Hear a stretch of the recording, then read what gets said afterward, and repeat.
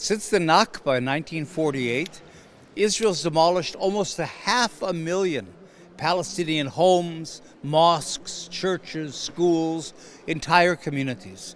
And of course, now in Gaza, since October 2023, about 300,000 homes have been demolished just in Gaza. So we work very much on this issue of house demolitions because this is a part of the ethnic cleansing, getting Palestinians out of Palestine in order to have, one Israel, Zionist Israel, and all of Palestine between the river and the sea. This is also a part of the ethnic cleansing. Israel's idea is to make Gaza uninhabitable. In other words, not to reconstruct or to have such massive destruction that it's almost impossible to raise the money to really reconstruct. And at any rate, Israel wants the Palestinian people to leave. Regardless of, it wants to reconstruct Gaza, but not for Gazans, for settlers, for tourists. Now, to reconstruct Gaza, whether the Gazans stay or not, is estimated to cost about $80 billion. Well, these investors aren't investing for the good of the people of Gaza. They're investing to make money.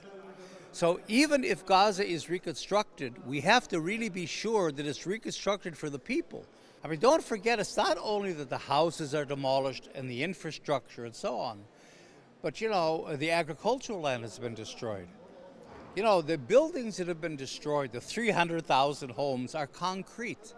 The big danger of this Board of Peace, as Trump calls it, where he and Tony Blair will run Gaza, is that the Gazans have no say. No one has ever asked them about their own governance.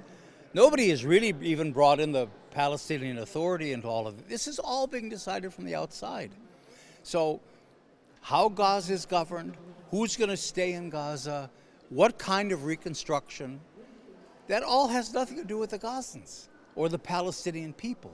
And so the real danger is to take their own governance and their own ability to stay in Gaza out of their hands and give it to colonists. It's really a colonial kind of a situation.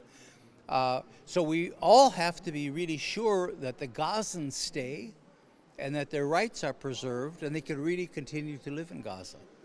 Well, in Gaza, all the religious places have been destroyed. We're talking about mosques that have ancient Islamic manuscripts as well. We're talking about ancient churches. And the great danger is if all of Palestine is to become a Jewish state of Israel, what will happen to those religious places? And there's really a danger that the mosque could become a synagogue. So I think there is a danger, a threat to Muslim and Christian holy places. The idea is that they would normalize relations with Israel.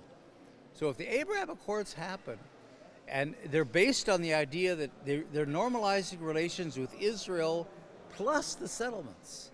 So it's an anti-Palestinian plan. And so it's not only that the conflict could continue, it's that Israel could win with the help, ironically, of the Arab countries that have their own economic and political interests and the needs of the people.